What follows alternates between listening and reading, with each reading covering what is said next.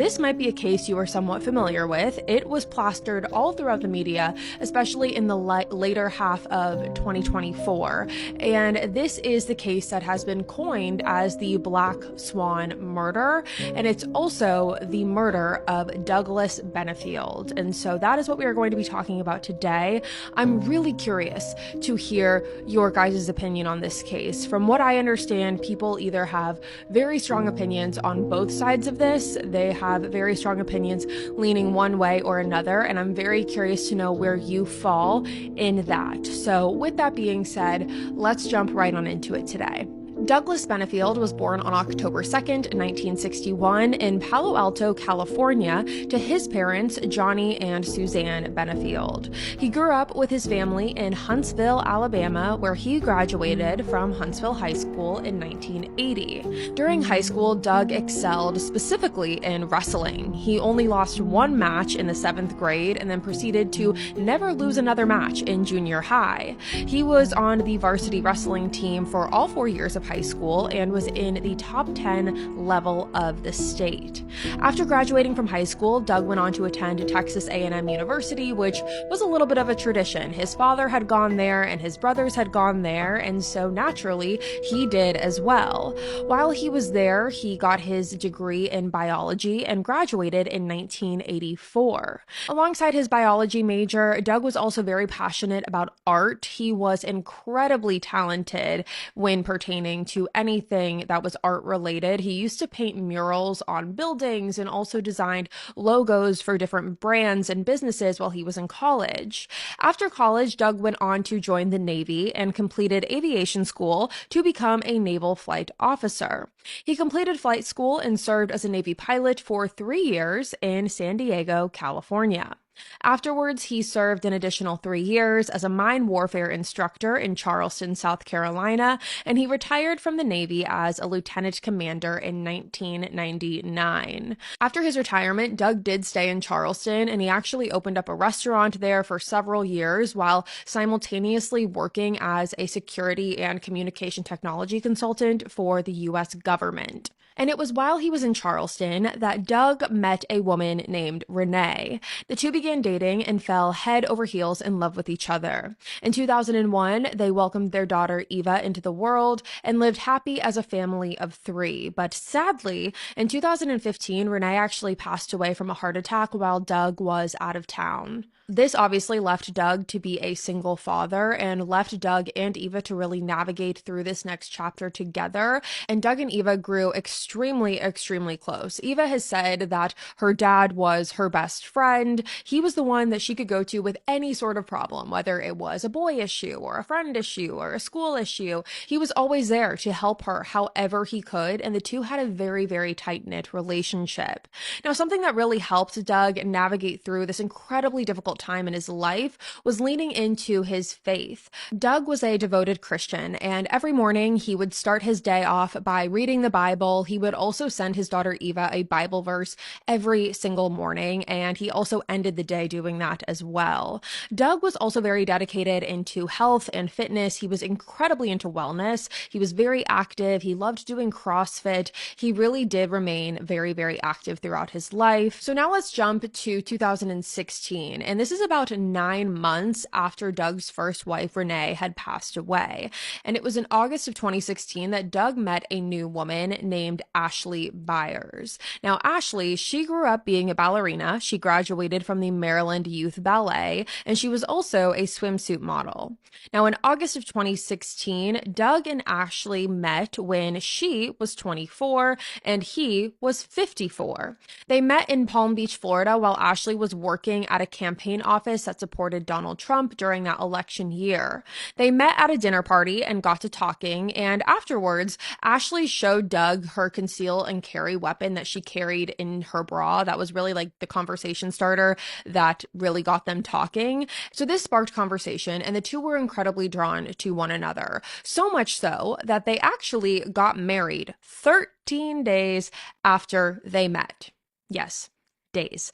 13 days later, they got married. Now, no one in Doug's family knew about the marriage or the wedding or that Doug was getting married. And Doug's family said that that was because if Doug were to tell them, anyone on his side of the family would have talked him out of it. Anyone would have tried to tell him that this wasn't a good idea and that he should wait a little bit longer before jumping back into another marriage. Doug's daughter Eva didn't even know that her dad was getting married again, but nonetheless, they did. And after they got married, Ashley moved to Charleston to live with Doug, and together they founded the American National Ballet, which was a ballet company in Charleston that is now closed. In March of 2018, Ashley and Doug had their own child together. They had a daughter named Emerson. So Doug was a full-on girl dad. Now, pertaining to their relationship, Doug and Ashley's, it was tumultuous. It was a roller coaster, to say the least.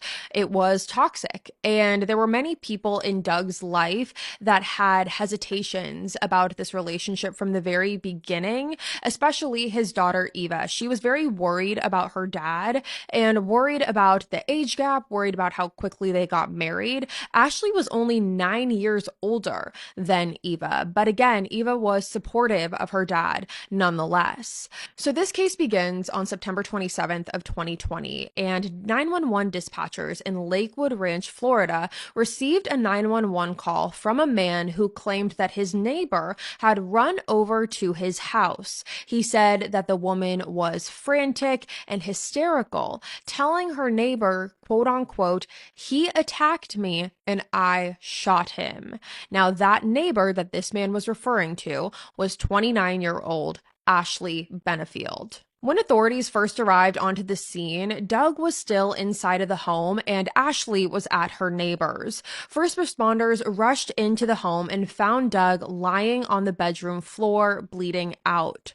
First responders dragged him into the living room to administer CPR, and they then put him in an ambulance and rushed him over to the hospital.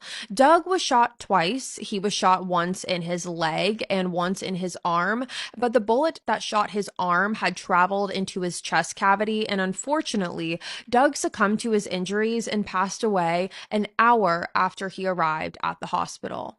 Now, like I said, Ashley was still at her neighbor's home, and she was instructed by the 911 dispatcher to walk outside with her hands in the air when police arrived on the scene, and she did exactly that.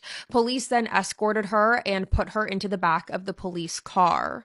Now, while in the back of the police car, Ashley did agree to go down to the police station to speak with them, but the one condition that she had was that she wanted to see her daughter before she left. Now, you might be wondering why Ashley would be able to really negotiate contingencies on whether or not she would be able to go to the police station, but that's because from the very beginning, Ashley claimed that she shot Doug in self-defense. So because of her self-defense claim, it wasn't like she was arrested right there on the scene. So she agreed to go down to the police station and speak with authorities on the condition that she saw her daughter. Now, at the time of the shooting, Emerson, her daughter, was at the park that was down the street with Ashley's mom. So the two of them were at the park, but police were able to get her mom and her daughter back to the home so that Ashley could see Emerson before she left. And how that worked was Emerson was walked up to the cop car and she could not see inside of it, but Ashley could see out of it. That's because of the tinted windows. And so Ashley was able to see her daughter before she left, and then she was transported to the police station. Now, as police were processing the crime scene very shortly after Ashley left, they did get an unexpected visitor to the home, which was Ashley's therapist. Ashley's therapist was named Barbara Russell, and detectives have said that in all of their years of law enforcement, this was not something that they had seen, so it definitely stood out to them. Police have said that never once had they seen a therapist or a mental health specialist or a doctor of a victim or a potential suspect arrive on the scene after a crime, so they did believe that that was very, very strange. Now, while Ashley was in transit to the police station, her attorney actually arrived to the police department before Ashley did herself, and when the attorney was there, the attorney approached the detectives and said that they were the attorney for Ashley, but not only that, two other attorneys for Ashley were on their way. So that was going to be 3 attorneys for Ashley in total, which again did strike police as odd, because why would she need 3 attorneys if she again was claiming self-defense? Now, when Ashley arrived at the police station and was brought into an interrogation room, police knew, based off of that 911 call, like I said, that she was claiming self-defense, but Ashley refused to speak with authorities about what had actually happened. She refused to give a statement, and because she wasn't actually arrested, like I said, for reasons I had previously listed, she was allowed to leave the station that night, which she did. Now, after Ashley left is when police began digging into Ashley and Doug's relationship. And this is when they uncovered some troubling information. And just from the beginning, right out of the gate, I think it's important to tell you that there is so much he said, she said in this case. There is so much of both sides that are talking and conflicting. Both have very conflicting stories. There is some similarities in both of their stories, but again, at the end of the day, very much he said, she said. Now, for one, Ashley had confided in her therapist and said that immediately after marrying Doug, he became very abusive. Ashley claimed that Doug would push her into walls, and he would scream at her, and he would throw furniture at her, and even believed that Doug was poisoning her while she was pregnant. Ashley said that she believed this because she was a dancer and she knew her body very well, and she felt like she was more nauseous than she should have been while she was pregnant. She also believed this because Doug had purchased Ashley a birthday present of tea that was specifically for pregnant women. He got this tea specifically for Ashley. Ashley really liked tea, so it was basically the perfect birthday gift in his mind to Ashley. But when Ashley was gifted this, she became worried that this tea was Doug's way of poisoning her. She actually believed this so heavily that she brought the tea to the police department and asked to have the tea tested because she claimed that Doug was poisoning her with the tea. Now, police did test the tea, but it did not come back with having any sort of toxin, poison, or hazardous material in it whatsoever. So they told her, this tea is safe. It's not being laced. There's no poison in it. But that was not the only accusation that Ashley had made towards Doug. Ashley's therapist claimed that Ashley told her that Doug had actually admitted to Ashley that he killed Renee. So not only is now Ashley believing that Doug is poisoning her, she's saying that Doug had admitted to poisoning Renee as well. Ashley told her therapist that Doug told her that he killed Renee and also said that he would never be arrested for it. And so because of that, he could easily get away with killing her as well. Now, from Ashley's perspective, she claims that because Doug told her that he killed Renee, that he poisoned Renee, that is part of the reason she believes so heavily that he was poisoning her too. It made her extremely paranoid over the fact that he could kill her as well. Now, this became such a problem for Ashley that 8 weeks into her pregnancy, Ashley left her home and went to go stay with her mom. She ended up writing him a note and leaving the note at the house while he was at a work event, telling him that their marriage was over. She went on to explain in the note that Doug was possessive, manipulative, and controlling. She talked about the multiple times that she felt like her life was in danger. She told Doug in the note not to contact her or try to see her, because if he did, she would get the authorities involved. So after Ashley left, she went to go live with her mom in Florida, and she remained there throughout the duration of her pregnancy and through the birth of her daughter. She actually didn't even tell Doug when their daughter was born. Ashley's daughter was born 3 weeks prior to her due date, and this was right after Ashley had checked herself in to the Tampa General Hospital. And when she did this, she claimed that her unborn child had been exposed to heavy metals because her husband had poisoned her. But when they ran tests on Ashley, they did a bunch of labs on her. All of those labs came back normal. They did not show any heavy metal or any poison that was left in her bloodstream. When Emerson was born, Ashley had Doug kept off of the birth certificate, so his name was not on the birth certificate whatsoever. And she also filed to get a restraining order against him. And after their daughter was born, Ashley had gone forward and signed the two of them, Ashley and her daughter, up for these hyperbaric chamber treatments. They signed up for 26 treatments in total. And the purpose of these hyperbaric chamber treatments was to remove all of the toxins in their body. She was still convinced that both she and her daughter could still have these heavy metals or these toxins in their body. So she signed them up for these hyperbaric chamber treatments. And the company that did this actually said that Emerson, the daughter, was the youngest patient that they had ever had in these treatments. And in total, they spent 40 hours in the chamber together. So all of this information was handed over to the authorities. But along with that, detectives also uncovered several different complaints that had been filed from over the years. So all of this information from Ashley's side is painting a picture of a man, Doug, who is incredibly violent, who is abusive, who is manipulative, who is controlling, and a man who is trying to murder both him and his unborn child. That is basically the picture that is being painted from Ashley's point of view. But Doug's family is insistent on the fact that that is not who Doug was. While his family did say that Doug had some angry outbursts in his history, he did go to classes for them and got the help that he needed, and he grew from that.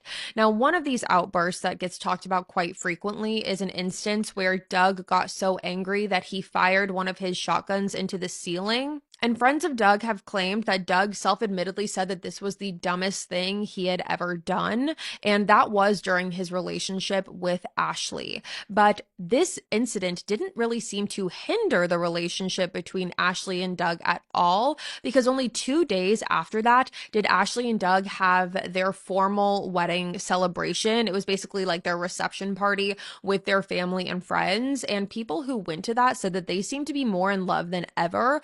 Now, Doug was investigated by CPS for this incident as well as evaluated by a psychiatrist, but he was cleared by both of those. Now, Doug's family has also claimed that Ashley is not the woman that she portrays herself to be. They have said that Ashley was also very abusive towards Doug, both psychologically and emotionally.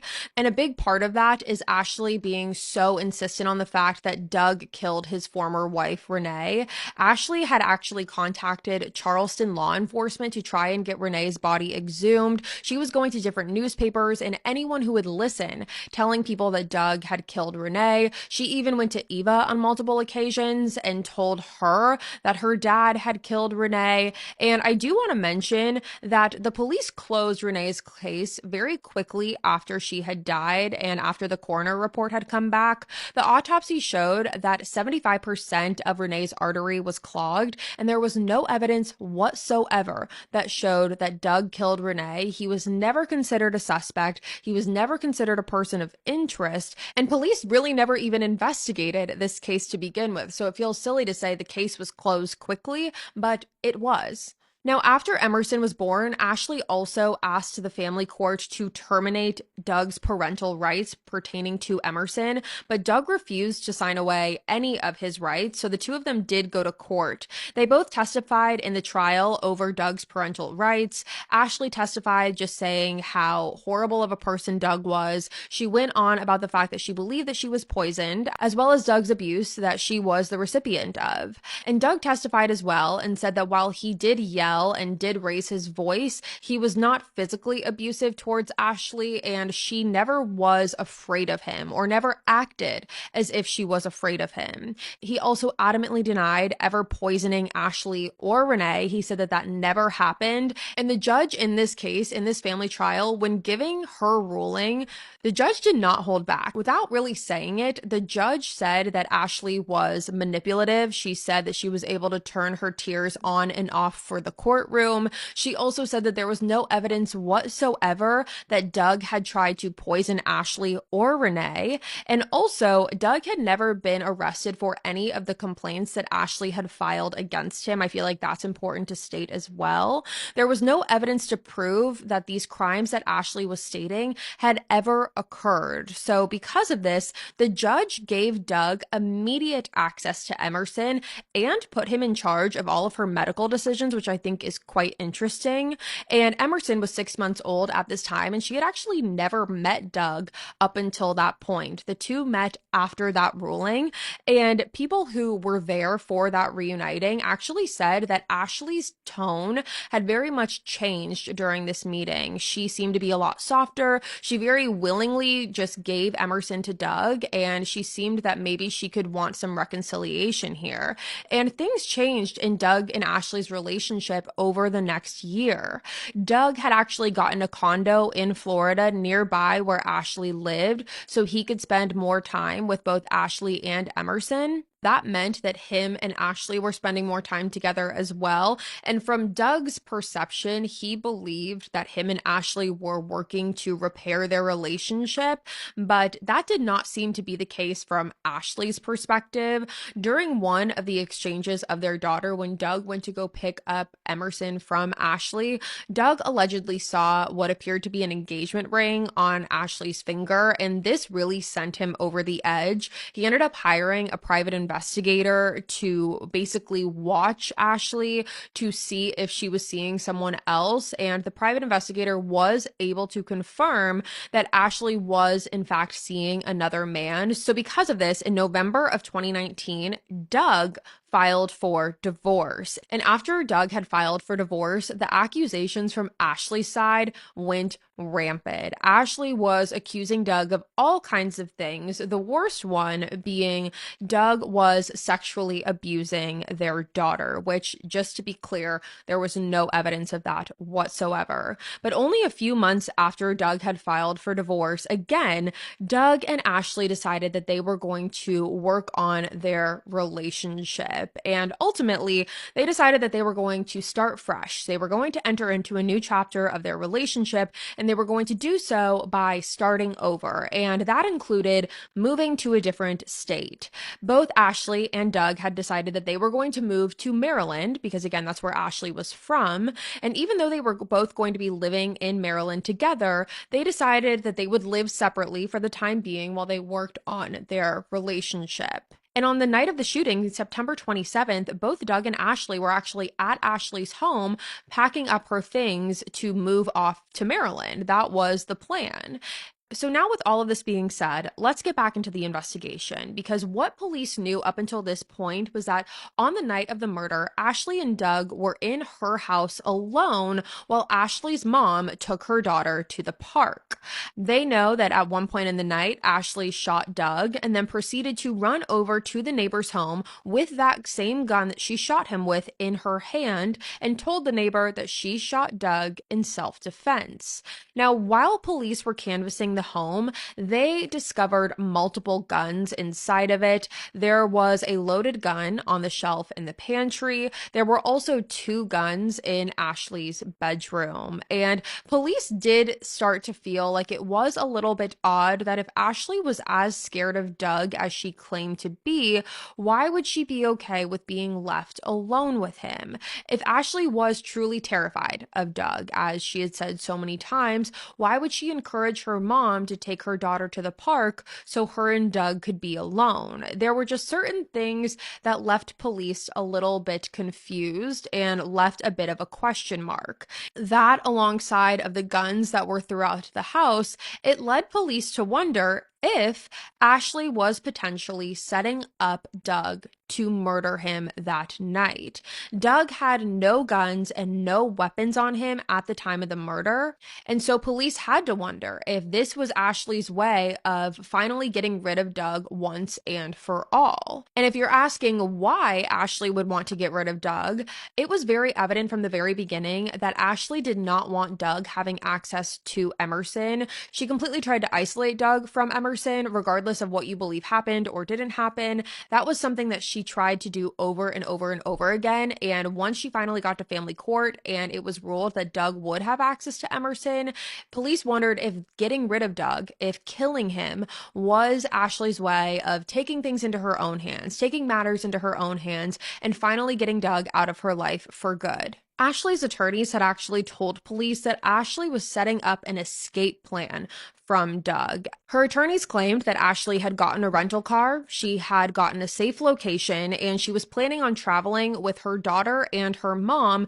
to this location, and that she had gotten all of these things that she was putting into place, all of these plans, and these plans were set to be executed the following day on September 28th. But obviously, as we know, these plans never took place because the shooting happened on September 27th, the day prior. Now, 2 months after the murder, in November of 2020, Ashley was arrested and she was charged with the second-degree murder of Doug, to which she pled not guilty. Now, leading up to the trial, there was a lot of media surrounding this case. Doug's daughter Eva was on TikTok and she was making videos, being a voice for her dad and standing up for him. She made videos using dark humor to cope with losing both of her parents, and she posted consistent updates leading up to and during the trial. Now, Eva has always supported her father, Doug, as has Doug's entire side of his family, and they have always advocated for him. Now, Ashley had many supporters as well, including her daughter, Emerson. Now, Emerson was only 6 years old at the time of this trial, and she was really front and center of the campaign of freeing Ashley. She was in the news, she was talking to the media, and because of her age, this sparked a lot of outrage and conflicting opinions because a lot of people thought that she was too young to understand what was going on and that she shouldn't be at the forefront. She shouldn't be holding up the signs and talking to the cameras and being interviewed about her mom's trial when it pertained to murdering her dad. There was a lot of things that people were not fully on board with when it came to how that was executed. Now, the trial began on July 23rd, 2024 in Manatee County, and the prosecutor on this case was Suzanne O'Donnell, and the defense was Neil Taylor. The prosecution argued that Ashley was a mother who did not want Doug to have access to his daughter. In order to do this, they claimed that Ashley built up an entire story, painting Doug out to be a bad person, and while they self-admittedly said he was not an angel, he certainly was not a killer or a murderer who killed his ex-wife and was trying to kill her too. The prosecution argued that Ashley fabricated the abuse allegations in an attempt to have sole custody of her daughter, and when that didn't work, she decided that she needed to kill him. Now, there is one thing I want to note about the coroner who testified in this case, and they talked about the locations in which Doug was shot. Like I said, he was shot in his leg as well as the side of his arm, and that indicated to both the coroner and detectives that more than likely Doug's body was turned away from Ashley, and that meant that the shot could have either come out of nowhere, he wasn't expecting it, or that he was trying to run away from Ashley, which contradicts her self-defense argument. Now, as far as the defense goes, they obviously argued that Ashley was a victim of domestic violence and she acted in self-defense on the night of September 27th. Now, Ashley did testify in her trial, and this was the first time ever that anyone had heard Ashley's side of the story pertaining to what happened on the night of Doug's killing, because again, she never spoke to police, she didn't speak to the media, she didn't speak to anyone about what happened, and so this was the first time anyone was going to hear her side of the story. Ashley stated that on September 27th, her and Doug were packing for their move to Maryland. Ashley said that Doug began getting very agitated when she suggested that the two should live separately, which this is something that is contradicting quite a bit because people who knew Doug said that that was already decided on. They were going to live separately anyways. But Ashley said that when she brought this up, he was getting more and more angry. So Ashley claims that she tried to change the subject, but when that didn't work, Doug then approached her and smacked her across her face. Ashley said afterwards she ran inside, trying to get to safety, but Doug was chasing after her. She then ran to her bedroom where one of her guns were. She grabbed the gun and said that she held it in front of her and told Doug to stop. She said at this point, Doug then got into what she called a fighting stance. She said that he turned his body sideways into a fighting stance, which, if that were to be true, that also could explain why Doug was shot in the side of his arm. But Ashley is saying that he turned sideways into a fighting stance and began moving his arms and hands around. And Ashley then claims that he then tried to lunge towards her. And when that happened, Ashley pulled the trigger. Ashley said that she shot Doug because she was scared and thought he was going to kill her. Ashley on the stand was hysterically crying, talking about how horrible she felt about what she did and that she killed the father of her child. She was in hysterics on the stand. Now, the defense also brought forth a text message that Ashley claimed to have found on an old cell phone of Doug's that came from Renee. Now, in this text message, again, if this is true, Renee said in this text, quote, "I am deeply disappointed that you distorted the truth about who you really were when I married you. I loved you through finding out you really weren't what you pretended to be.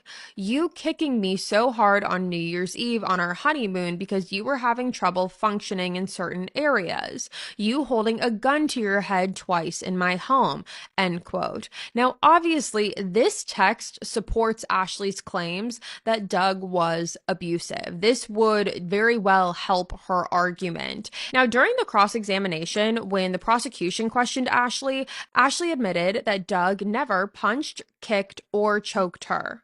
The prosecution said in their closing arguments that Ashley's testimony does not match Doug's injuries. The prosecution really emphasized that domestic violence is a very, very, very real thing, but Ashley was not a victim of it. After both sides had rested, both the prosecution and the defense, the jury deliberated for 7 hours and they found Ashley guilty of manslaughter.